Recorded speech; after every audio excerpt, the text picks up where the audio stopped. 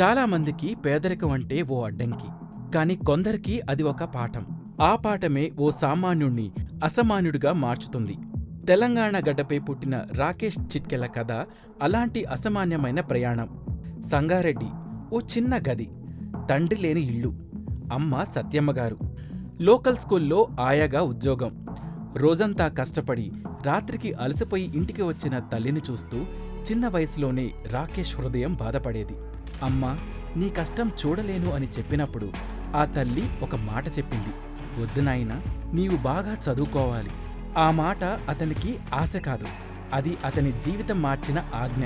అర్ధరాత్రి అందరూ నిద్రలో ఉన్నప్పుడు చలిలో వణుకుతూ తెల్లవారుజామున 4 గంటలకే లేచిన ఓ బాలుడు తన తల్లికి సాయం కోసం ఫైర్ స్టేషన్ ఆవరణలో ఊడుస్తూ ఆ దుమ్ములో తన భవిష్యత్తును వెతికాడు. ఒక చేతిలో చీపురు, మరో చేతిలో పుస్తకం. ఒక పక్క పని, మరో పక్క చదువు.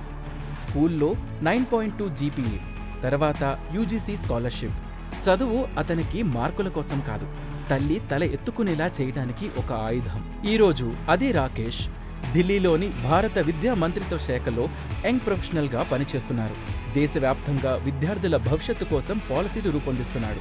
నిన్నటి వరకు చీపురుతో నేలను శుభ్రం చేసిన చేతులు ఈరోజు కలంతో దేశ భవిష్యత్తును రాస్తున్నాయి. హార్వర్డ్ సదస్సుల వరకు ఎదిగిన ఈ ప్రయాణం మనకు ఓ గొప్ప పాఠం చెప్తోంది.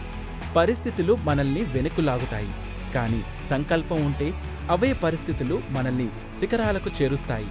తల్లి కష్టాన్ని గౌరవంగా మార్చిన రాకేష్ కోట్లాది యువకులకు ఓ ప్రేరణ. గుర్తుపెట్టుకోండి, మీ పుట్టుక పేదరికంలో ఉండవచ్చు, కానీ మీ గమ్యం చరిత్రలో నిలిచిపోయేలా ఉండాలి.